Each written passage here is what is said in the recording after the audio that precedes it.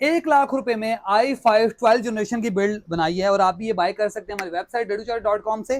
Specs में आपको बता देता हूँ, इसमें फिलहाल 8 GB की रैम है और S610 मदरबोर्ड है, RGB कूलर है, RGB केस 3 फैंस के साथ, 650 वाट की फुल मॉड्यूलर 80+ ब्रॉन्ज की सप्लाई और 12400F इंटेल का प्रोसेसर है। ग्राफिक कार्ड ये भी बाय करेंगे तो इसके अंदर जब आप ग्राफिक कार्ड ऐड करेंगे तो डिपेंड करता है कि कौन सा ऐड करना है। अगर 1660 सुपर करेंगे तो तकरीबन 8 GB रैम के साथ 145 और 16 GB रैम के साथ तकरीबन 1,50,000 रुपए की बिल्ड बनती है। लेकिन अगर आपने ग्राफिक के काम में नॉर्मली यूज करनी है जहां पे ग्राफिक कार्ड की जरूरत नहीं होती तो आप छोटा 1 GB का ग्राफिक कार्ड लगा लें जो कि 2,000 रुपए का मिलता है। उसके थ्रू आप इस बिल्ड को एक अच्छे वर्क स्टेशन की तरह यूज कर सकते हैं।